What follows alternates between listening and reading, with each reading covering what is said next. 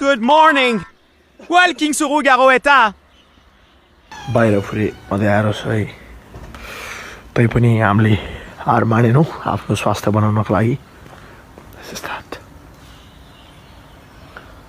कोइलीको आवाज सुन्नुहोस् है कोइलीको मेरो भाइ मलाई लिन आइसक्यो अब जाँदैछ हामी गाइजहरु बिहानको 2 बजेको छ हामी आफ्नो भविष्य बनाउनलाई लागिरहेछौँ ज्यान एकदम फुर्तिलो पार्ने भन्ने बाबुको इच्छालाई मैले साथमा लिँदै हामी चाहिँ लाग्यौँ हाम्रो आजको यात्रा चाहिँ कम्तीमा पनि 10 किलोमिटर हिँड्ने भन्ने छ है डे 1 10 किलोमिटर हजुरहरू नझुक्किने होला कि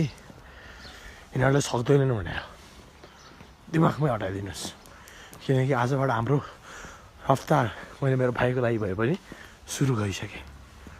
ल के भन्ने कुरा गर्यो तर नो हामी हाम्रो शरीर बनाउन लागिरहेछौँ यताउता दिमाग घुमाउने होइन है भाइ बुझ्यौ नि दौडेर हो थोरै कुम्भो सुम्भो पनि सिकाएको छु यसो कसैलाई ट्रेनिङ चाहिन्छ भने सम्पर्क गर्दा नि हुन्छ है ट्याप लाएर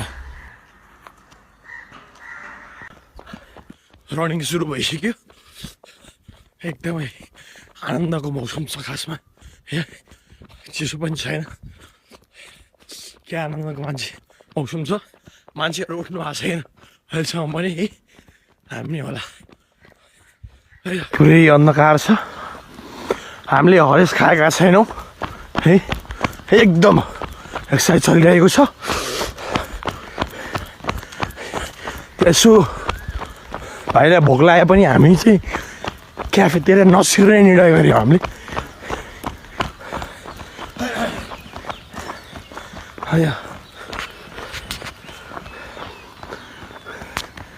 क्याफे छ तर हामी कहाँ क्याफे जाँदैनौँ है गाइस केही आइडिया होला त हामी कहाँ गइरहेको छौँ भन्ने कुराहरू